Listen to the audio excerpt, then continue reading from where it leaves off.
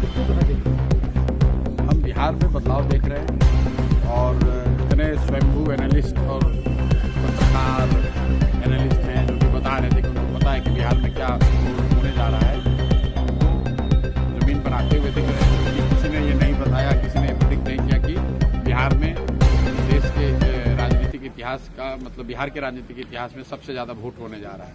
और इतनी बड़ी संख्या में जो पोलिंग हुई है, ये दिखाता है कि बिहार में बदलाव बिल्कुल होने जा रहा है निश्चित तौर पर। और बिहार में इस बार चुनाव में महिला एक्स फैक्टर नहीं है, बिहार का युवा एक्स फैक्टर है, बिहार का प्रवासी मजदूर एक्स फैक्टर है, क्योंकि वो अपने घर की महिला को बता रहा है कि वोट इस बार किसको देना है। 10,000 रुपए के लालच में अगले 5 साल का भविष्य नहीं बेचना है। तो नीतीश कुमार का ये दाव उल्टा पड़ने वाला है, क्योंकि लोग पैसा तो लिए हैं लेकिन उनके कहने पर वोट नहीं देंगे। ये फर्क आप समझिए। पहले के चुनाव में ये लोग छठ मनाकर चले जाते थे, फिर महिला अपने हिसाब से वोट करती थी। इस बार ये मजदूर, ये युवा साथी घर में बैठे हुए हैं और वो न सिर्फ अपना वोट कर रहे हैं बल्कि अपने परिवार की महिलाओं से भी वैसे ही वोट करा रहे हैं, अपने घर वालों से वैसे वोट करा रहे हैं जो उनको उचित लगता है।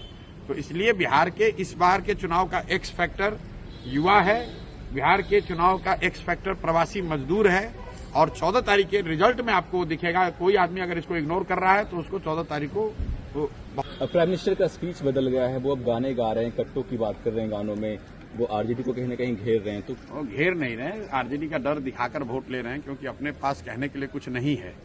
तो पीछे कई दशकों से जो एनडीए है, भाजपा है, नीतीश भाजपा है, ये लोग का सबसे बेहतर वोट लेने का तरीका रहा है कि लालू जी का डर दिखाओ, जंगल राज का डर दिखाओ और वोट ले लो, ताकि लोग ये कहें कि भाई काम हुआ ना हुआ हो, कम से कम जंगल राज तो वापस नहीं आना चाहिए।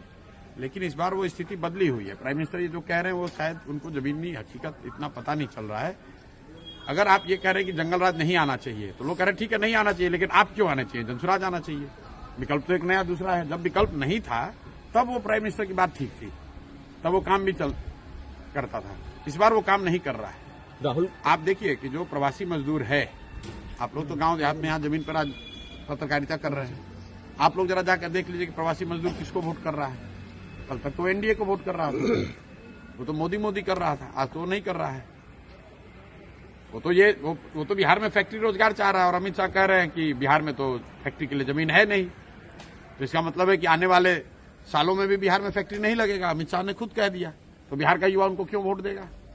अगर फैक्ट्री लगाने के लिए सिर्फ गुजरात में ही जमीन है तो फिर बिहार का युवा क्यों वोट उनको देगा यहाँ। और ये पूछिए आप लोग कि अगर फैक्ट्री के लिए जमीन नहीं है तो ये जो बड़ा बड़ा सड़क सब बना है, जिसमें कि यहाँ के यहाँ पंजाब, आप बंगाल को गुजरात से जोड़ रहे हैं, वो सड़क बनाने के लिए जमीन बिहार में कहाँ से मिले। तो आपको अपना सड़क बनाना है, नेशनल हाईवे बनाना है तो बिहार में सड़क जमीन है, और बिहार के बच्चों के लिए फैक्ट्री बनाना है तो कह रहे कि यहाँ जमीन नहीं है।